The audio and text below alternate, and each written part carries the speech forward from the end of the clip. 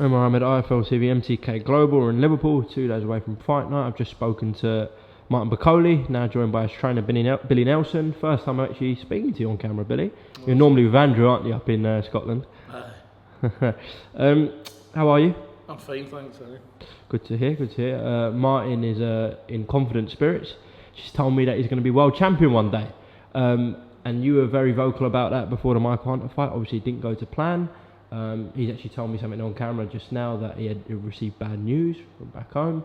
So do you think that affected Martin against Michael on the night? Oh, 1,000,000%, because leading up to that fight, the spars, the way he was looking in the gym was amazing. With Anthony Joshua, Hugh Fury, but he was looking fantastic, absolutely world class. And I knew there was something wrong round one. When you see your fighter day in, day out, sparkling, looking, a top fighter, and then this mediocre fighter appears, you're saying to yourself, what's happening here, what's the matter? And I was asking him questions, was how letting shots go, blah blah blah, and he told me the following day, and I was devastated for him. I mean, as a coach as well, I put in a lot of work, travelled the length and breadth of the country for sparring, and for something like that to happen, my father known on the Thursday that he received that phone call, there would have been no fighting the Saturday. Wow. I would have pulled him out of fight, 100%. Okay. His head was fried. So there was no kind of overlooking Michael Hunter, because it was a cruiserweight going up to heavyweight. I know he fought at heavyweight before, but a lot of people were like, oh, he's too small, Martin's, he's just going to kind of walk through him. And he was the big favourite in that fight, so there was no overlooking Michael? None whatsoever. Michael Hunter fought Usyk, went to distance with Usyk. Exactly. Not many people done that. Very, very good amateur, and he's proved that he's a good heavyweight since he's fought Martin as well. He's fought Alexander Ustinov, who's maybe a wee bit washed up and won quite comfortably, and he just won in the first or second round over. I think it was a first round knockout in Maryland. Although in fairness to him, he's took a very hard fight. His next fight against Kuzman. Brilliant fight. Excellent fight.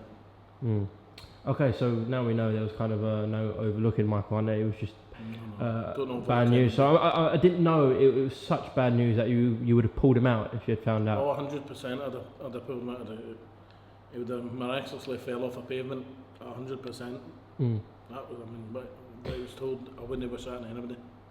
Now during the fight, obviously, the clip of you talking to him towards the end of the fight, where you're trying to kind of keep him in there, and he kind of wants to come out. That's been publicised a lot. What do you make of that clip? At no point did Martin want to come out.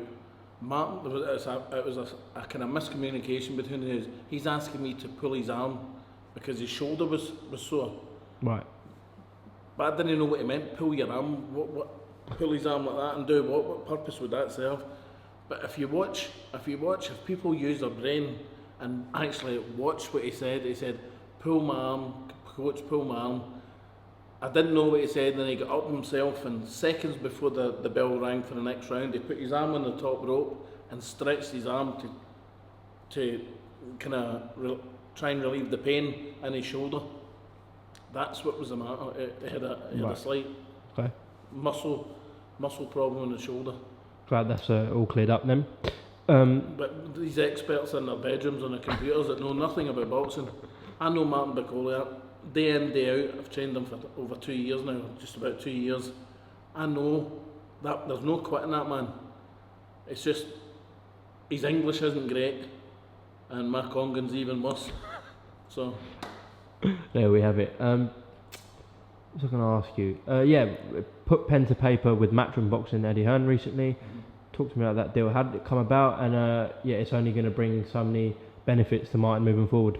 100%. We were very lucky that when he was sparring continually with Anthony Joshua, Anthony Joshua sings his praises all the time, and I appreciate him doing that. It's really nice of him. And I think he had a word with Eddie, and things developed for there. As Eddie said today at a press conference, I hounded him. I want what's best for my fighter, and the best promoter to be with at present is Eddie Hearn Matchroom Promotions with all the heavyweights that they've got, because Martin Bakole could fight any one of them at any given time. Well, the winner of Hughie Fury and Alexander Povetkin, that was mentioned today at today's press conference. Yes. The fact that Martin himself was willing to take one of them on August 31st, actually. Oh no, 100%. He asked me to ask Eddie I'll fight Povetkin, because when he read on Twitter that Povetkin was looking for an opponent, he messaged me, and then he came round to my house, for his house, and said, "Can you ask Eddie Hearn if I could fight him the 31st August?" I says, "But you're fighting the 2nd August." "No problem." He says, "I'll knock out Povetkin." Wow. Okay. So I mean, we gladly fight Hughie Fury as well. He's a good fighter, you know, but I believe Martin's got far too much for Hughie as well. Right, and there's countless other names that we could throw in the hat. Joseph Parker, the Michael Hunter rematch, Kuzmin, Takam, Eddie works with, who have I missed out? Gassiev, Usyk, there's so many. Well, I think ideally, in an ideal world, what I'd like is, and it could come to fruition, supposedly Ricky Burns is fighting on the 7th of September in Glasgow. Now I could do a lot of tickets for Martin in Glasgow, and he's a popular boy where we come from. So it would be great to get a title fight there, and possibly fight the winner, Hughie Fury, Povetkin, maybe at Christmas time on for talking's sake, Chisora versus Parker Bill, or AJ's Bill, should it be in Cardiff. Okay. That's just me thinking out loud. You could do that. How's he been received in Scotland? You just told me he's a very popular guy there. I didn't know that. Yeah, how's he treated, and how's he been received since he moved up there? Well, I stay in a small village, and my gym's in the village now, and he's the only black man that lives in the village. You know what I mean? He's 6'6", built at his house door, and a nicer guy you couldn't wish to meet. They love him. I mean, see, after one of his wee wins, I think he knocked somebody out in the first round. I think it was Ali Baghouz, and he won an IBO title. When he came home for the fight, his next door neighbours put a big sheet out. "Well done, champ. Well done, Martin Bakole." It was what a nice touch it was. You know, and it meant a lot to him. You know, it's a small thing, but it means a lot. Oh, that's good. All right, Billy Nelson, thank you very much for talking to IFL. Actually, one more thing. Are you and Sam Jones okay now? Me and Sam have never had a problem. I mean, really? I know that Twitter, you know, but listen, if you talk shite about my fighters, then I'll defend my fighters to the hilt. What do you make of Joe Joyce, his boy? Joe Joyce is a big, strong man. Martin Bakole will knock him out. Martin Bakole will not only knock him out, he'll give him a lesson before he knocks him out. Okay. I wonder what Sam is going to have to say about that. Sam's going to disagree with that, because but what does Sam really know about boxing? Sam's not been brought up in a boxing environment.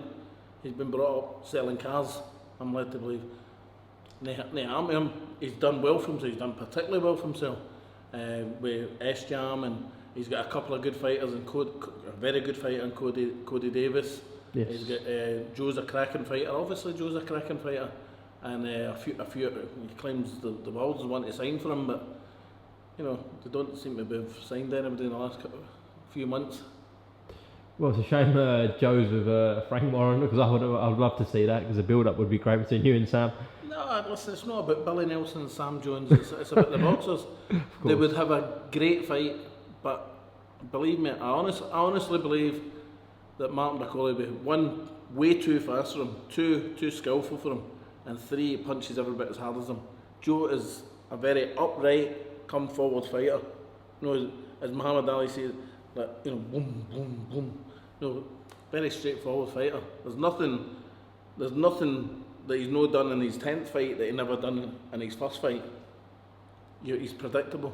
Okay. And with somebody of his boxing brain and ability, they'll exploit it. I do believe when he fights a top fighter, he'll get sparkled, because Stavern is kind of finished. That's why he was selected to fight him. And he hit him continually with straight right hands. Now, you imagine if that was, for talking's sake, Higovic, what would the result be? Now, yes, he's got a good jaw, a good chin, but you can only do that so often, get hit that hot so often. What did you make of him against Brian Jennings? I thought he was pretty poor, to be quite honest. And I thought the scores, the two scores that were, I think, with 3 rounds in it, were pretty fair. The other one was just shocking. I mean, Jennings hit him quite cleanly with left hooks, and he clearly got hit with the left of the body. You know, is that a blueprint? Will he get hit there again? He didn't seem to carry any power after that shot, did he? He never hit. Well, he never hit for such a devastating puncher who's knocked the world out in the gym. I'm only going through what my pal says. Then he never wobbled Brian Jennings. Have they sparred, Joe and Mike? No, I've asked to spar several times and they've said no. Straight up declined? Just no. When was this? Oh, before his last fight. Before the Jennings fight? Mm-hmm. They said no to sparring? Mm-hmm. Okay. But we can do it now. He said we can do it now because I think because we Matchroom. I don't know why they always said no. Well, I've got an idea, but the last time we spoke a couple of days ago or messaged, he said, "Oh, we can spar now." They're no. Basically, he's telling me they're never going to fight, so we can spar. Okay. Billy Nelson, appreciate your time. It's getting on a bit. And I'm sure we'll see you during the rest of the fight week. If not, I'll catch a word with you and Martin after his fight on Friday night. No problem. Top man, thank you. Thank you.